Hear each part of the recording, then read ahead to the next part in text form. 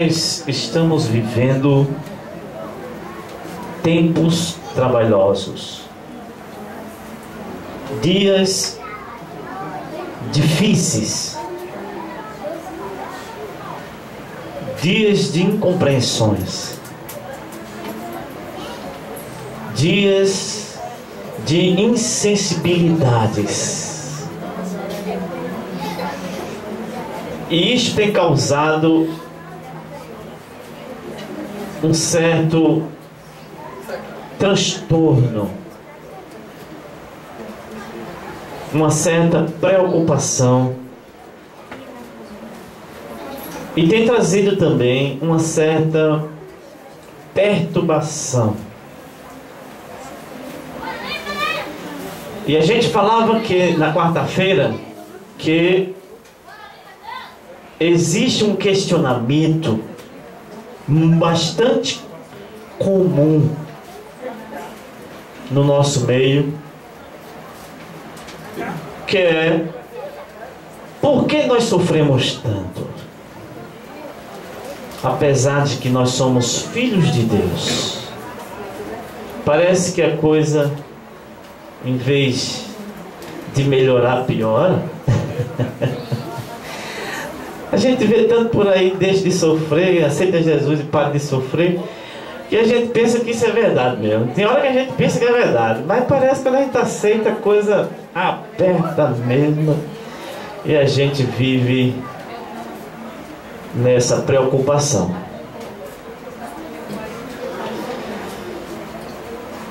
A gente começou a ver que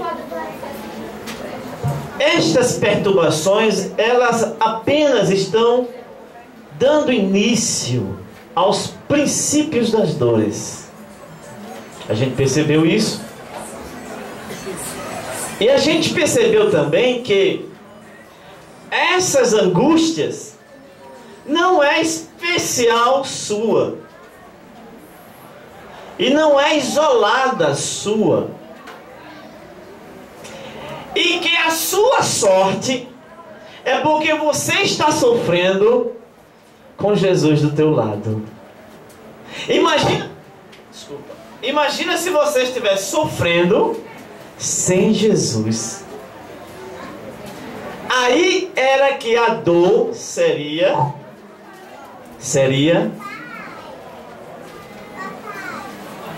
constrangedora. O nosso sofrimento, ele faz parte de um propósito. A gente percebeu que nós estamos de caminho ao trono. Mas para chegar no trono, a gente precisa passar por um processo de transformações. E nesse processo de transformação, a gente sofre. A gente fala de José como rei, como alguém administrador do Egito, vencedor, mas a gente não percebe o processo que José passou para alcançar a posição de governador. E aí, minha mãe ligou essa semana e me fez uma pergunta: meu filho, eu vi um pastor pregando dizendo que José não precisava passar por aquilo para chegar no trono. Eu digo: mamãe, eu acho meio difícil,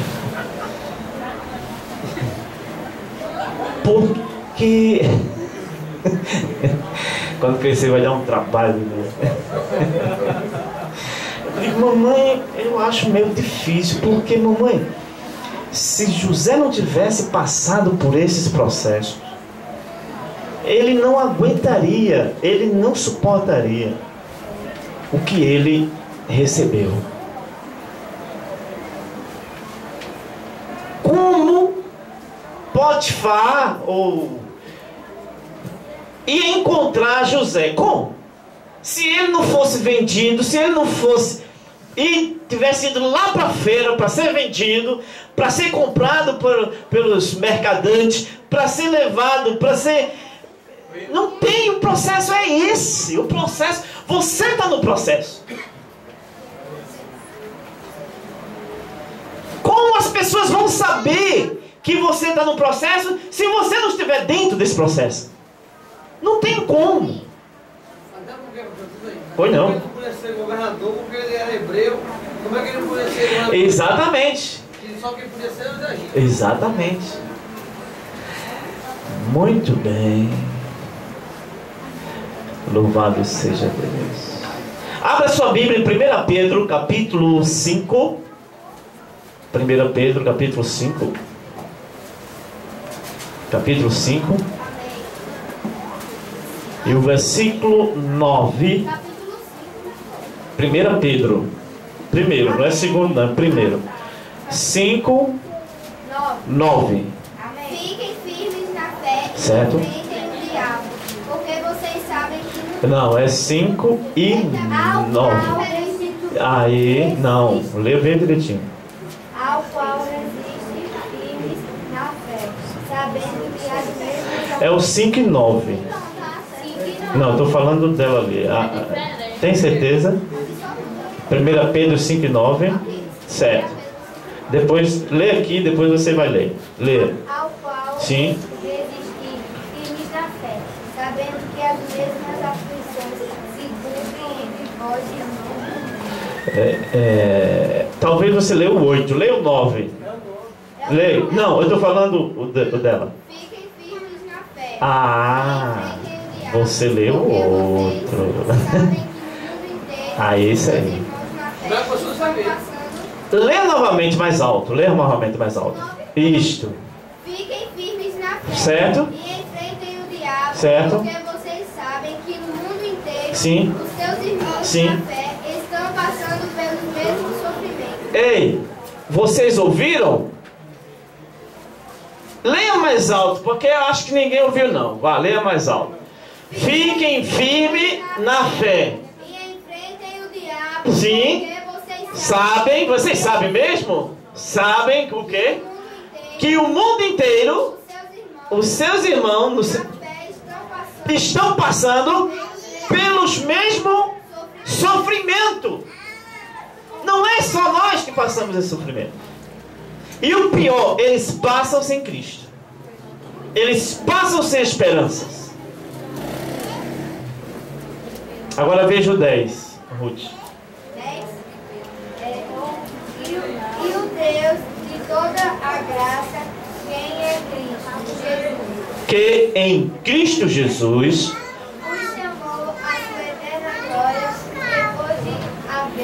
depois de haverdes padecido um pouco, Ele mesmo primeiro aperfeiçoará, segundo confirmará, terceiro fortificará e quarto Você quer sofrer? Você quer sofrer? Porque você vai primeiro se aperfeiçoar. Você quer sofrer? Você vai se confirmar. Você vai se fortificar. E você vai se fortalecerá. 4 coisas para aquele que sofre as aflições. E esse é o processo de caminho ao trono. Mas como você se comporta diante de uma tragédia? E aí a gente ficou nessa pergunta. A gente ficou nessa pergunta. Como você se comporta diante de uma incompreensão? Diante de uma calúnia? De uma difamação? Alguém está te acusando de alguma coisa que você não fez. Como você se comporta? Se fosse fugindo era bom. Fica discutindo. E toda discussão termina em confusão. E não há solução. Toda discussão termina sem solução.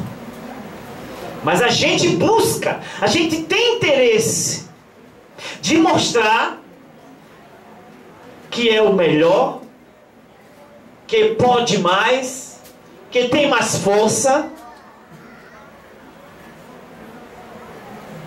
Mas por que isso? Isso não vai te levar a solucionar o teu problema. Aleluia. Abra sua Bíblia em Jó, capítulo 1 e o verso 1. Jó, capítulo 1 e o verso 1. Na terra de Uz morava um homem chamado Jó. Certo. Ele era bom e honesto. Certo. Temia a Deus e procurava não fazer nada que fosse errado. 1 e 1. Já terminou? Conheceram aí o seu amigo Jó? Estão conhecendo o Jó aí? Seu amigo? Olha, eu vou te apresentar novamente. Olha, Jó era um homem sincero. Olha, reto. Olha, eu estou te apresentando o Jó, hein? Temente a Deus e desviava-se do mal. Escuta só. 4 qualidades que dava a Jó a segurança de não ter aflição. 4 qualidades que tirava de Jó as aflições. Ele era sincero, reto, temente a Deus, desviava-se do mal. E tem um detalhe: não era ele que dizia, era testemunho de Deus. Porque uma coisa é você dizer que é reto, que é sincero, que se desvia do mal, e outra coisa é alguém testemunhar que você é isso. E outra coisa é Deus testemunhar quem? Ao próprio Satanás que Jó tinha essas qualidades. E essas 4 qualidades garante a você que você não ia sofrer, não teria aflição. Mas escuta uma coisa. Escuta uma coisa. Leia para mim o verso 13. E sucedeu um dia em que os seus filhos e as suas filhas comiam E bebiam vinho na casa do seu irmão primogênito. Veja o 14. E veio um mensageiro a Jó. Sim. E lhe disse: os bois Lavravam e as jumentas. Passeam junto a eles. E o 15. E eis que deram sobre eles os sabeus e os tomaram, e aos moços feriram ao fio da espada, e eu somente escapei para te trazer a nova. Escuta uma coisa. Escuta uma coisa aqui. Aqui começa a aflição de Jó. O ladrão começou a roubar as coisas dele. O ladrão entrou na casa dele e roubou algo dele. Começou a aflição de Jó. E olha que Jó tinha as 4 qualidades. Deus poderia até livrar. Mas Deus, eu tenho 4 qualidades. Por que tu não me livrasse de perder meus camelos, minhas jumentas? Por Por quê? Se eu tenho qualidades, eu não sou como fulano, eu não sou como cicrano, eu não tenho uma vida como fulano, nem fulana. E por que eu perdi? Porque me roubaram? Porque me assaltaram? Porque eu bati com o carro? Porque aconteceu? Porque eu sofro? Aí Jesus dá uma resposta. Vê o versículo 16. Pode cantar, todo mundo falar. Pode falar. Estando esses ainda falando, veio outro e disse: fogo de Deus caiu do céu e queimou as ovelhas e os moços e os consumiu, e só escapei. Olha a resposta de Deus. A primeira aflição, aí Jó foi reclamar de Deus. Aí a resposta foi: fogo do céu e consumiu as ovelhas. E já tinha perdido porque foi roubado. Aí as ovelhas que ainda tinha, o fogo comeu. Mas por que eu sofro? Agora veja o verso 17. Veio outro e disse: ordenado está os três bandos, deram sobre os camelos, sim, tomaram, e os moços sucediam ao fim. Sim. E só eu escapei para trazer a nova. Aí ele disse: não, eu acho que eu vou na Universal.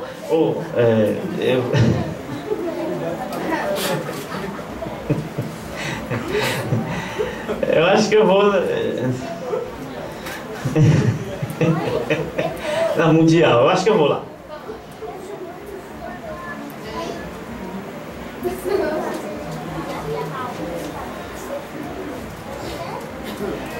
Aí ele coçou a cabeça e disse: Deus, por que eu sofro? Aí vem o 17. É o 18? Enquanto ele disse falando, veio o outro e disse: estamos meus servidores comendo e bebendo vinho da casa dele homem mais sério. Que mais? De repente veio no deserto um vento muito forte que soprou contra a casa e ela caiu em Sim. cima dos seus filhos. Sim, e aqui? Todos eles morreram. Todos eles. Olha, gente, se um filho da gente adoecer, um filho da gente adoecer,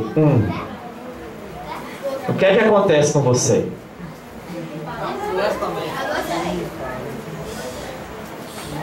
Aí a gente, nem me fale, né, Tachina? É verdade, nem me fale, né? Se só adoecer será bom, né? Mas escuta só. Agora imagine perder 10 filhos de uma 10. 7 mulheres e 3 homens. Ao contrário, 7 homens e 3 filhas. 10. Perdeu 10. Perder 10 filhos de uma vez. O que você acha? Bom? Não, pastor. Vai chorar 10 vezes mais. A dor multiplicado por 10.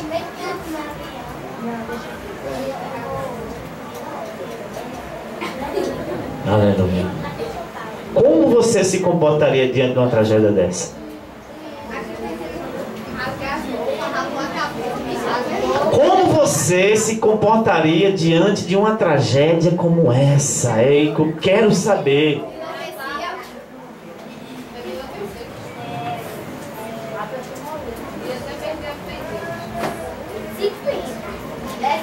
Tá vendo aí? Seja sincero e diga. Seja sincero e diga. Perder 10 filhos de uma vez enlouquece qualquer mãe, e para não dizer o pai junto.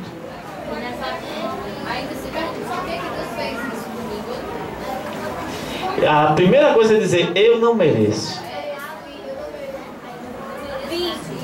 A gente teve uma surpresa hoje, não foi, hein, Rutinha? A gente teve uma surpresa hoje, não foi, no dia tarde? Você viu o desespero? Por causa de quê? De um. E a notícia não estava nem confirmada. E o desespero foi grande. Aí você disse, pastor, é porque não é o Senhor. E Jó? E o que você diz de Jó? Aleluia. Agora veja o 20. Então Jó se levantou e exilou o seu dedo, e lavou a sua cabeça, e lançou na terra, e adorou a Deus.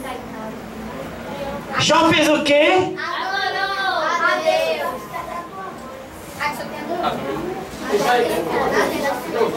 Quando ele rasgava a veste, porque se humilhava, né? Sinal de humilhação. Sinal de humilhação, né? Vocês ouviram? Eu acho que vocês não ouviram o que Jó fez. Então, Vocês ouviram o que Jó fez? ele adorou a Deus. Ele rasgou o manto, ele rasgou a cabeça, ajoelhou e orou. Você teria condição, capacidade de, no momento que você perde 10 filhos, você dobrar os seus joelhos e adorar.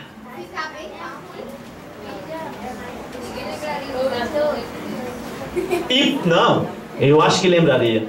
Lembraria para murmurar. Lembraria de dizer, Deus, que negócio. Mas ele não, ele simplesmente, ele adorou a Deus. Joel, isto é uma confiança no seu Deus. Até porque no dia de hoje, se hoje aconteceu depois com o filho nosso, e a gente adorasse a Deus e o povo vive, o pessoal, vocês são doidos, né? Desumano, mas morreu, o filho está agradecendo a Deus. Agora, me diga uma coisa, atenção aqui, veja o versículo 21. Assim, apesar do sol e a minha mãe, e eu não levou a nossa culpa em Deus, o Senhor tomou. Bendito seja o nome do Senhor. Foi assim que Jó adorou. Jó dobrou seu joelho e disse assim: nu eu saí do ventre da minha mãe, e nu voltarei para lá. O Senhor deu, não fui eu. O filho não é seu. Tá me ouvindo? O filho, a filha não é sua. O pior não é nada, é que a gente se apodera. A gente quer que o filho da gente seja nosso. Não, Senhor. Deus te deu apenas para você criar nos caminhos do Senhor. Ele não é teu. É por isso que Jó teve a capacidade de adorar a Deus na perca do filho. Porque ele sabia que aqueles filhos não eram dele. Deus deu e Deus tomou. Só que a gente, Pai do Senhor, Deus me abençoe. Só que a gente olha para o filho, aí a gente começa a super proteger. Aí começa a prejudicar o filho. Estraga. O propósito de Deus já começa a se estragar. Por quê? Pela sua super proteção. Louvado seja Deus. E se você tem mais de um, Aí é que a coisa fica mais difícil. Porque geralmente a gente super protege mais um. Aí a gente olha pro mais grande, ou mais grande, ó, misericórdia. A gente olha pro maior. Você não tá vendo que a menina é pequenininha? Você não tá vendo que a menina é pequenininha? Porque deixa a menina fazer isso. Olha, menino é pequeno, menino é novinho. Está estragando, sabe por quê, gente? O bestinho do pequenininho, ele tá só matutando. E quando ele tiver interesse numa coisa, ele vai jogar o mesmo jogo. Ele vai fazer o mesmo jogo. Fulano não quer me dar. Ela vai logo pra mãe ou pro pai. Fulano não quer me dar. Aí já sabe que a mãe vai dizer: menino, dá pra o menino pequeno, o menino pequeno. Não tem nada a ver com isso. O menino pequeno tem as suas obrigações também, assim como o grande tem. Ele tem os seus direitos, assim como o grande tem. Mas a gente, por achar que é pequenininho, e a gente abraça o pequenininho, acolhe o bichinho, aí a gente prejudica. Aí o menino cresce com manha, cresce cheio de dengo. Aí daqui a pouco a gente, nem a gente mesmo tem condição de dominar, porque tá cheio de gosto, cheio de... Porque a gente mesmo que botou nele. Estraga. A gente não sabe criar os filhos. Por quê? Porque a gente pensa que os filhos são nossos. E se algum adoecer, a gente logo: Deus, que é isso? Que é isso? Tu me deu e agora vai tomar? Aí, escuta uma coisa. Abraão foi posto em prova por Deus. E sabe o que Deus pediu? Sabe o que Deus pediu? Sabe o que era que estava entre Deus e Abraão? E olha que Deus, escuta, Deus é Deus. Mas o que estava entre Abraão e Deus, alguma coisa estava impedindo. Era o seu filho. Aí eu pergunto: será que Abraão não estava super protegendo o filho que Deus deu a ele?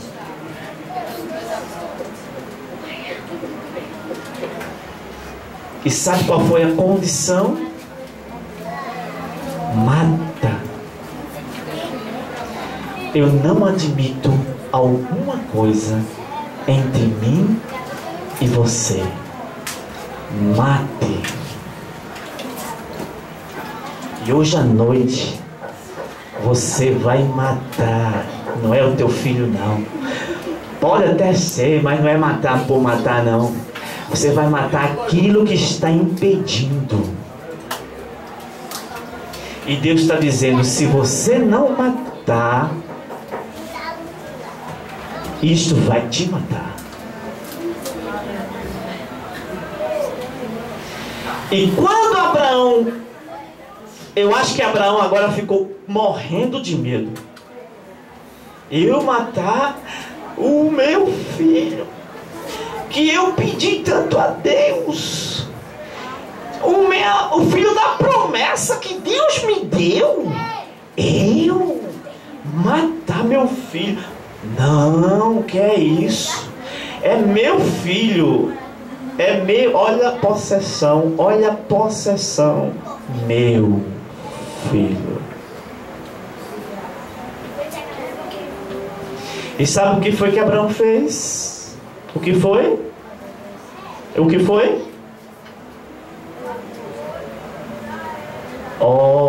Obedeceu. Obedeceu. Qual foi a surpresa, Pai do Senhor, meu irmão? Deus te abençoe. Qual foi a surpresa? Deus olhou para ele e disse: epa, Quem foi que disse que você precisa matar o teu filho? Não faças tamanho mal. Porque agora, olha a palavra. Agora eu sei. Quer dizer que antes ele não sabia, antes Deus tinha dúvida. E a dúvida de Deus era exatamente o filho que estava no meio. E ele diz: agora eu sei que tu temes a Deus, porque o teu bem mais precioso tu tivesse coragem de me oferecer. Aí ele foi para o jovem rico. O bem mais precioso do jovem rico, qual era?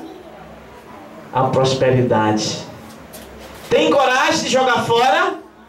Não. Então perde a bênção. Aleluia. Eu vou fazer uma pergunta para você. A morte é o fim ou o começo? Começo. É o fim da terra. A morte é o fim ou o começo? Acho que é o fim. Não, é o começo. É o começo. O começo da vida espiritual. A morte é o fim ou o começo? Hein? Não, pode. Para quem é salvo é o começo. Sim, uma nova vida. Agora para quem é salvo é o fim.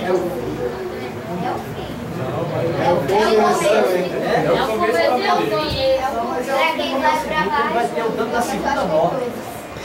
Aleluia. Tá vendo como a gente tem dificuldade em fazer a diferença? Oi. Pois não. Pois é. Eu também acho. É verdade.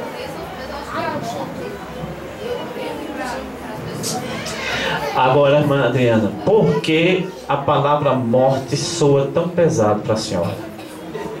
Soa pesado porque assim, a morte, quando a gente morre, a gente fica, se você pecou na terra, Sim. não se arrepender para Cristo, vai pro inferno. É.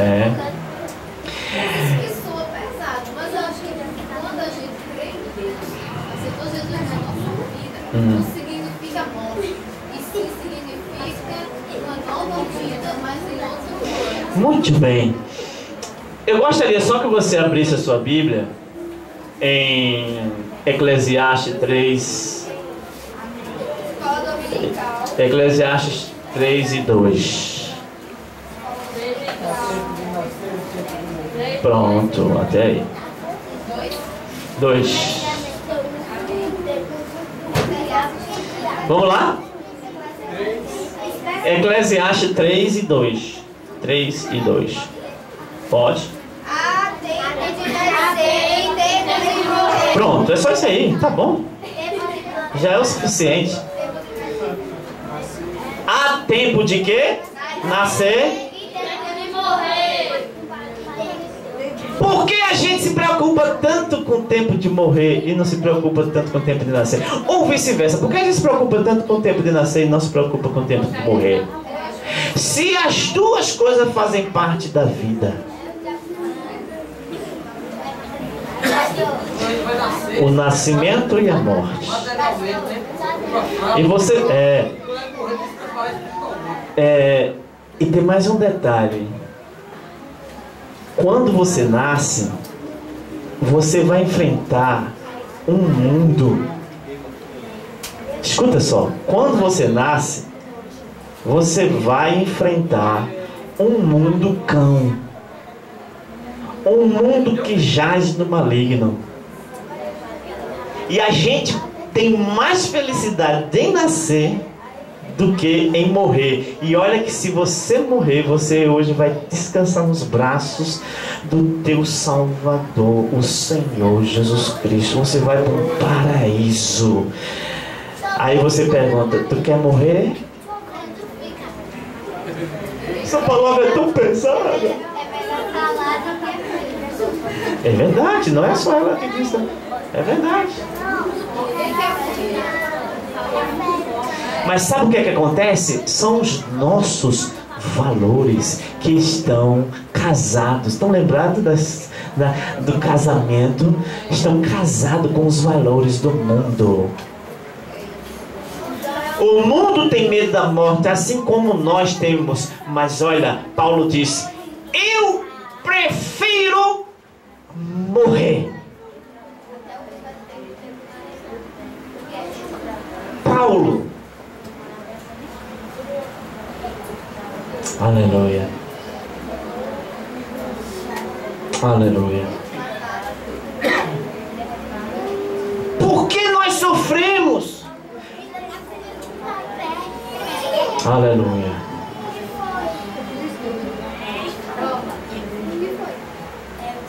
Vamos ler Romanos 8. Aleluia. Romanos 8.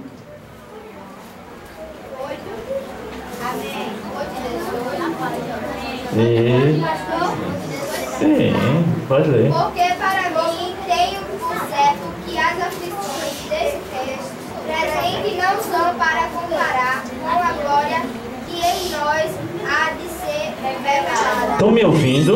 Estão me ouvindo? Estão me ouvindo? Ouviram não? Então vamos repetir. Leia novamente. Porque para mim tenho por certo que as aflições... Será que a gente tem realmente por certo isso? Será que a gente tem realmente por certo isso? Esses valores fazem parte do nosso viver diário?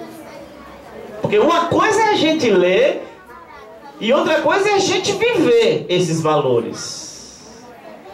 Os princípios bíblicos estão sendo esquecidos na Bíblia. No nosso dia a dia, a gente não está vivendo, a gente está só lembrando dele na igreja.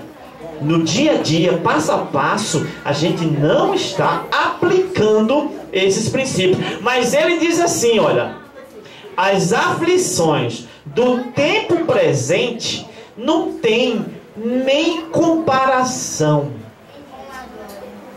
com a glória que eu vou receber.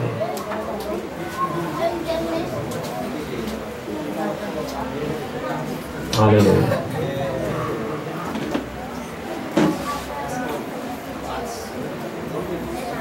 Esses valores, eles precisam fazer parte da nossa mente. Ele precisa estar na nossa mente.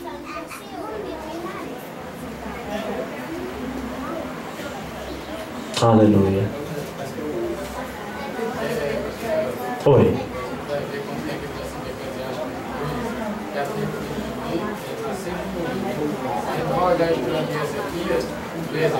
Sim. No tempo de morrer, ele pediu para viver mais. E tinha respaldo de Jó. Mas 15 anos de quê? De sofrimento. Aleluia. Escuta uma coisa. Veja o que o salmista falou em Salmo 119 e o verso 67. Veja o que o salmista falou. Antes de ser afligido, Sim. andava errado, mas agora guarda a tua palavra. Olha, se todo o nosso sofrimento viesse para a gente guardar a palavra de Deus, Capítulo 119, 67. se todo o sofrimento viesse para a gente guardar a palavra de Deus, a gente já podia agradecer a Deus pelo sofrimento. Porque o sofrimento, ele proporcionou algo extraordinário. Ele proporcionou a minha aproximação a Deus. Então, muito obrigado, Deus, pelo sofrimento. Mas, meu Deus, esse camarada... Rodinho não tem juízo não, Rodinho? Agradecer a Deus pelo sofrimento é porque, meu irmão, tu não sabe, é que esse sofrimento me proporcionou uma aproximação mais de Deus. E aí eu guardei a palavra de Deus no meu coração. Então, se esse sofrimento que eu estou sentindo me proporcionou essa aproximação de Deus, glória a Deus por esse sofrimento. Mas o problema é porque no sofrimento a gente já quer recuar, a gente já quer se livrar. Mas veja o que aconteceu com esse mesmo salmista. Salmo 119, 71, verso 71. Veja lá, vamos ler? Foi-me bom ter sido afligido, para que eu aprendesse. É uma pedagogia, é uma escola. O sofrimento de Deus é uma escola. É uma autoescola. O sofrimento de Deus é uma autoescola. Foi bom eu ter sido afligido, porque depois que eu fui afligido, eu agora aprendi. Então, se eu aprendi com o meu sofrimento, ô professor maravilhoso Jesus! Gente, o problema da gente é os conceitos que a gente tem na nossa mente. É os valores que a gente tem na nossa mente. Aleluia. Aleluia.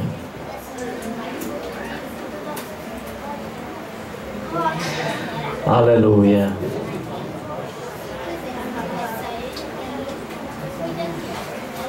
A exaltação na vida de Paulo foi abatida pelo sofrimento.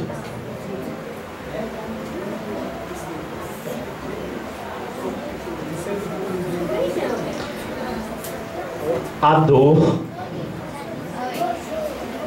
é um instrumento de igualdade. Na dor todo mundo é igual. Não tem rico e nem pobre. A dor de dente no pobre é a mesma dor de dente no rico. A dor de barriga no pobre é a mesma dor de barriga no rico. A dor da fome no pobre é a mesma dor da fome no rico. A dor é um instrumento de igualdade. É por isso que o sofrimento nos torna iguais. Prepotente, arrogante. Você é arrogante, prepotente. Na dor você fica bem mansinho. Ai, minha dor, ai, minha dor. No instante você fica mansinho. É bravo, é bravo, é bravo. Na dor, aí você é aquele cordeirinho,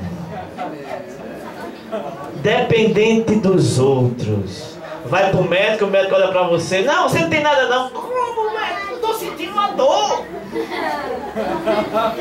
Me cure. Eu não tenho nada não. Vai pra casa. Aleluia. É assim que acontece. Questão de valores. Na dor não há macho nem fêmea. Pior que na dor os homens é mole, viu?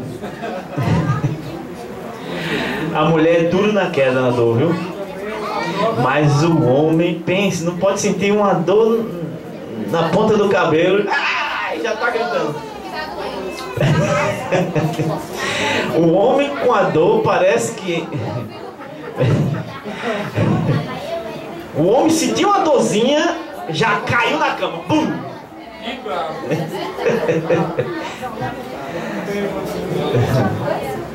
Dê graças a Deus. Se você sentisse a dor do parto, você estava frito. Acho que você morria. Em todo parto que você tivesse, morria. Aleluia. Mas escuta uma coisa. Escuta uma coisa. Lamentações 3. Eu vou terminar com esse versículo. Lamentações 3. Eu gostaria que vocês voltassem a atenção para a leitura desse versículo. Eu vou terminar com essa leitura. Eu não gostaria que vocês conversassem. Eu gostaria que vocês prestassem atenção a esses versículos. Lamentações de Jeremias, no capítulo 3. O versículo 1 em diante. Eu vou ler e vocês vão acompanhar. Lamentações 3 de Jeremias.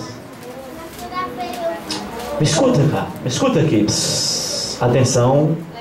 Pra gente ir pra casa. Psss. Vamos ler? Muito bem. Escuta aqui. Lamentações 3 de Jeremias, capítulo 3, versículo 1. Vamos lá. Atenção. Aqui, atenção. Atenção. Eu sou... Escute aqui. Psss. Atenção aqui, vocês. Atenção aqui. Eu sou o homem que viu a aflição pela vara do seu furor. Ele me levou e me fez andar em trevas e não na luz. Deveras se tornou contra mim. Olha, reclamando de Deus. Virou contra mim de contínua atenção a mão todo dia. Olha a reclamação de Deus. Fez envelhecer a minha carne e a minha pele quebrantou, atenção, os meus ossos. Edificou contra mim e me cercou de que, irmãos? De fel. E de que mais? Trabalho. Atenção. Assentou-me em lugares tenebrosos. Gente, vocês estão vendo o processo da aflição. Como o que estavam... O quê? Gente, a gente não começou nem o princípio da dor, gente. A gente já está preocupado com as aflições. Circunvalou-me e não posso sair. Agravou os meus grilhões. Ainda quando clamo e grito, sabe o que ele faz? Opa, acordou todo mundo. Até eu. Atenção. Ainda quando clamo e grito, sabe o que ele faz? Exclui o quê? A minha oração é excluída na hora do meu clamor.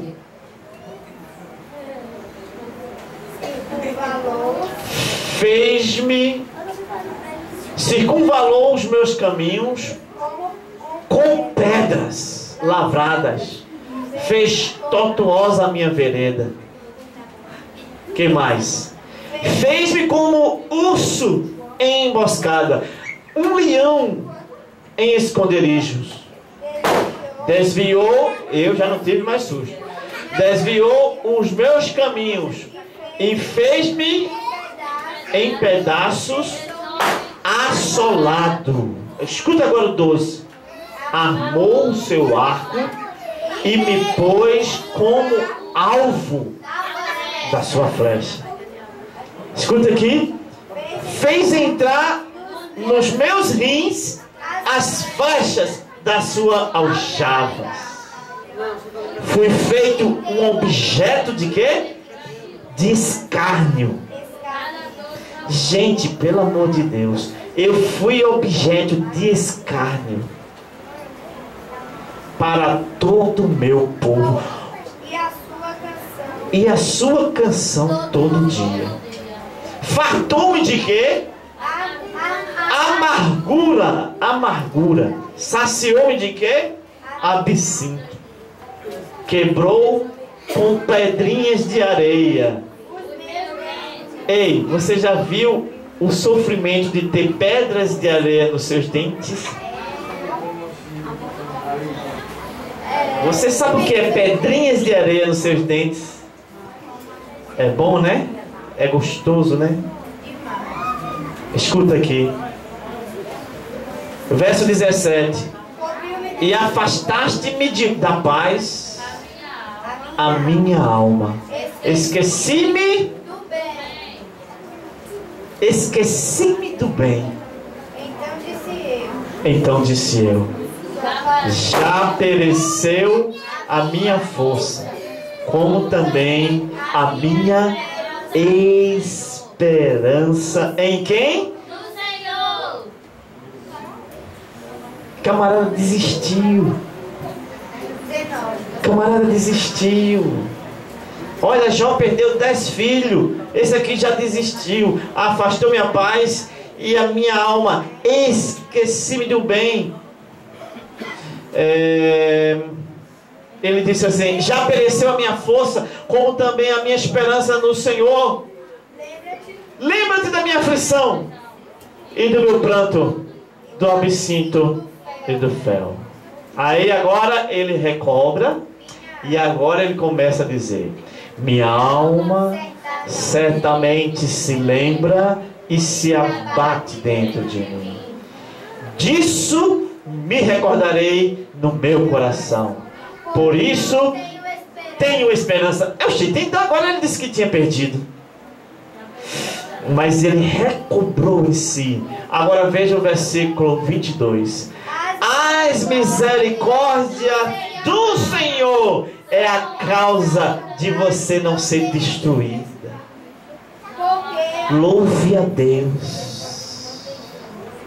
Trabalhe para Deus. Faça alguma coisa para Deus, porque Ele já te cobre de misericórdia todo o teu dia.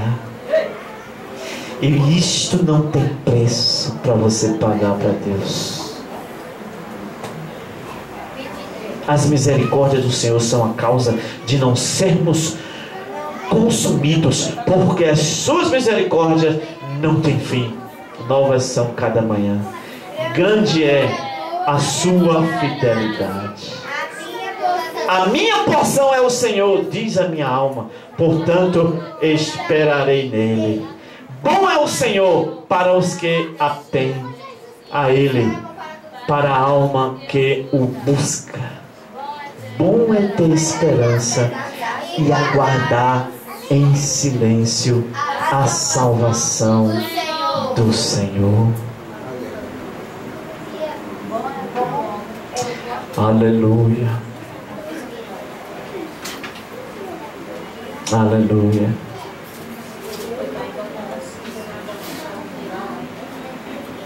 Louvado seja Deus. Aí tem um versículo aqui que diz assim, veja o 39, aqui para nós, o 39. Porque se nos deixaremos o homem, quando somos castigados por estes seus pecados, cada um dos seus pecados. Novamente, Ruth. De que se queixa, pois o homem vivente, queixe-se cada um dos seus pecados. Você está se queixando da aflição? Uma aflição que está em cima de você não é a causa de Deus na tua vida, mas é a causa da tua desobediência à palavra de Deus. De que se queixa o homem? Então a pessoa só é provada se tiver Fora dos caminhos. Olha, Paulo tinha um espinho na carne. Tinha um sofrimento. Paulo tinha um sofrimento. Tinha uma aflição na carne. Sabe para quê? Lê aí, lê para mim. Sabe para quê? Tinha uma aflição na vida de Paulo. 2 Coríntios 11. Aliás, 2 Coríntios 12. E o verso 7. Eu vou terminar agora. 12, verso 7. E para que me não exaltasse. Peraí, verso é quanto? 12, 7. Para que não. 2 Coríntios. Para que não me exaltasse, pelas excelências das revelações, foi-me dado uma aflição. Olha, gente, se você está sendo afligido, é porque Deus está investindo em você. Deus tem algo para te revelar. Deus tem algo para te dar. Deus tem algo muito mais importante. Se você está achando que isso é muito para a tua vida, saiba que Deus tem muito mais peso para a tua vida. E você está fugindo de uma responsabilidade que Deus lá na frente estava te preparando para algo bem maior, bem mais pesado. E você já está fugindo com tão pouco.